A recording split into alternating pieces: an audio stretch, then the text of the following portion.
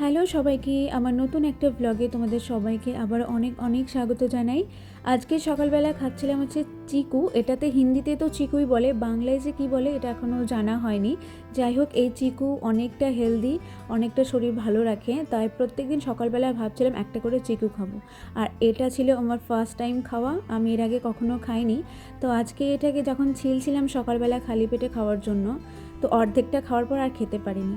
তারপর চিকুটিকু অর্ধেক খেয়ে তারপর গেছিলাম একটু পার্কে। অনেক দিন হলো পার্কে যাই না, আর দিল্লিতে প্রচণ্ড গরম পড়ে গেছে, আর কলেজ থাকলে তো সময়ও হয় না একটু কেয়ার করার জন্য। সেই জন্য ভাবলাম আজকে বললাম চলো পার্কে যাই।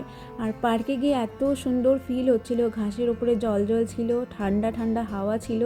যেই রোদ উঠে গেছে সেই গরম ভাব চলে আসছে। যাই হোক, একটু সময়ের জন্য হলো একটু আরাম পেয়েছি পার্কে গিয়ে আজকে অনেকটা এক্সারসাইজ করেছি। আর আজ এখানে ব্যায়াম করছিল দেখে আমি একটু লুকিয়ে লুকিয়ে ভিডিও বানাচ্ছিলাম, দেখলে আমাকে বকা দিত।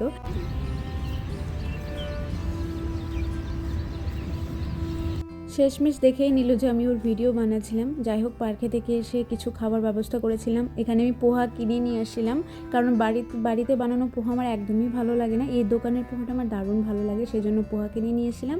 আর সাথে ছিল একটু ডিমের ভুজিয়া। তো এখানে গাছটা আজ রাজ পরিষ্কার করছে, বলছে নাকি নিচের পাতাগুলো কেটে দে যেগুলো নষ্ট হয়ে গেছে। আমি বললাম থাক, কাটার কি দরকার আছে, এখনও তো সবুজ আছে, যখন মরে যাবে তখন কেটে দেবো। যে কি না ভালো দেখা যাচ্ছে না, আর অনেকটা পাতা ফেটে ফেটে গেছে, সেজন্য কেটে দিচ্ছিল। এই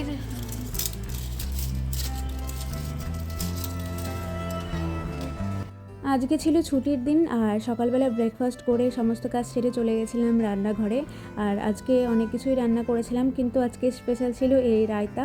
আমি অনেক দিন থেকে আজকে বলছিলাম যে বুন্দি রায়তা খাইবো। একদিন আমি কলেজে খেয়েছিলাম, বেঙ্গলি ডিপার্টমেন্টের একটা অনুষ্ঠান ছিল, সেখানে আমরা টোকেন পেয়েছিলাম, সেখানেই এই বুন্দি রায়তাটা দিয়েছিল। তো আমি ভাবছিলাম যে আমিও খাবো বাড়িতে বানিয়ে, কী করে বানায়। তো রাজকে বলছিলাম দেখাতো, বলছে কি এর মতো দুনিয়ার সোজা রেসিপি আর মনে হয় নাই। তো বললাম ঠিক আছে আজকে বানাবো। সেই জন্য দই একটু ফেটিয়ে নিয়েছি, আর সমস্ত ধরনের মশলা, একটু জিরে গুঁড়ো, ধনে গুঁড়ো, চাট মশলা, আর একটু বিট লবণ, আর একটু চিনি স্বাদ মতো। তো এটা দিয়ে তারপর বুন্দিটাকে দিয়ে একটু ফেটিয়ে নিলেই ব্যাস তৈরি হয়ে গেল বুন্দি রায়তা। তো দারুণ খেতে হয়েছিল। আজকে রায়তাটা খেয়ে মুড এত ফ্রেশ হয়ে গেছিলো বলার মতো না। তো আজকে বলছিলাম যে মাঝে মাঝে মুড ফ্রেশ করার জন্য এই মাঝে মাঝে রায়তাটা আইটেমে রাখতে হবে, তাহলে একটু ভালো হবে। আর রায়তাটা দেখতে কিন্তু অনেকটা ইয়ামি লাগছে, আর টেস্টিও অনেক হয়েছিল।